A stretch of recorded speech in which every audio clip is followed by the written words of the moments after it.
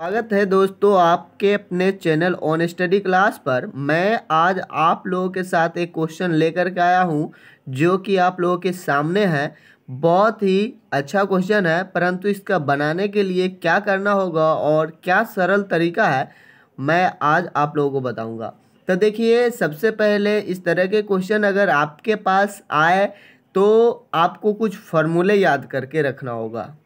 ठीक है, जैसे कि कुछ फार्मूला, ये जो है घात पर आधारित सवाल है, तो घात की जितने भी फार्मूला है वो अगर आप याद करके रखते हैं तो आपको बहुत ही काम देने वाला है। जैसे कि ए के पावर एम बटे एम, ए के पावर एम बटे में ए के पावर एन, इस तरह के फार्मूला जो होते हैं, ए के पावर एम माइनस एन, ये घात वाले सवाल जितने भी होंगे उसके लिए बहुत ही इम्पोर्टेंट है।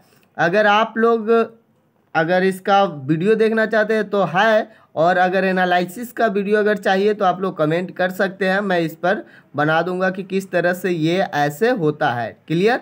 परंतु अभी हम लोग जो बात करने वाले वो सवाल है, उसमें इसमें कोई ज़रूरत नहीं है, बट हम आपको घात के बारे में बता दिए। तो चलिए इस सवाल को किस तरह से सॉल्व कर सकते हैं। तो देखिए, इसका सलूशन हम करेंगे। देखिए, 3 है, इसके जो पावर है वो है x प्लस 8। क्लियर? और बराबर में है 27, और इसके पावर जो है वो है 2x प्लस 1। तो सबसे पहले हम ये देखेंगे कि ये दोनों किस तरह से इक्वल हो सकता है, यानी कि बराबर किस तरह से हो सकता है, उसको करना ही होगा। तो चलिए, ये छोटा, ये 27 नहीं हो सकता, इसलिए इसको हम ऐसा ही लिखने वाले हैं। और ये 3 हो सकता है। कैसे हो सकता है? तो आप इसको 3 के पावर 3 लिख सकते हैं, 3 तिहाई 9 तिया 27। अगर आप इस तरह से लिखेंगे तो ये पावर भी तो है, तो इसको आप ऐसे भी ब्रैकेट दे सकते हैं, जिसका नहीं तो आप सीधे ऐसे भी आप लिख सकते हैं। यहाँ भी फार्मूला 1 लगेगा। तो अगर ये कैलकुलेशन आ रहा है तो आपको पता ही होगा, फार्मूला नहीं है तो भी। अब देखेंगे ये दोनों क्या है, इक्वल है, तो इसका जो घात होता है वो भी पावर जो होता है इक्वल हो जाता है। तो x प्लस 8 बराबर हो जाएगा 3 इंटू इतना, तो हम मल्टीप्लाई इसका कर लेते हैं, 3 दूनी के 6x और प्लस 3 एकम 3।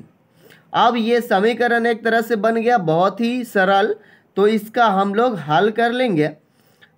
ये जो है 8, ये 3 को इधर इस साइड भेज देंगे तो माइनस हो जाएगा, और 6x और इस x को इधर भेज देंगे तो माइनस हो जाएगा। आप इसको इधर भी कर सकते हैं तो माइनस में आता, और माइनस माइनस कट करके प्लस में आंसर आता, बट हम यहाँ पर ऐसे किए हैं तो प्लस में ही आ जाएगा। तो चलिए इसको हम घटा लेते हैं तो 5x आएगा, और इसको घटा लेते हैं तो 5 आएगा, और x का वैल्यू आ जाएगा 5।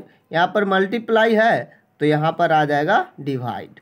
इस तरह से कट करके आपके पास x का जो वैल्यू है वो क्या आ गया, 1 आ गया। तो यही आपका आंसर हो गया। तो बहुत ही सरल तरीके से इसको आप बना सकते हैं, और इस तरह के बता दिए कि अगर फार्मूला इसमें ज़रूरत है, अगर घात की सवाल जितने भी बना रहे हैं, ऐसे अगर पावर वाले आपको दिक्कत अगर कहीं भी है तो बहुत ही सरल तरीका से सीधा ये सवाल में a के पावर 0 रहता है, इस तरह के सवाल पूछा जाता है, इसका वैल्यू 1 होता है। बात समझ पा रहे हैं? तो अगर ये चाहिए तो आप लोग कमेंट करेंगे, मैं इसका वीडियो जल्दी अपलोड करूँगा। फिर मिलते हैं नेक्स्ट वीडियो में, तब तक आप लोग अच्छे से पढ़ाई कीजिए। Thank you for watching.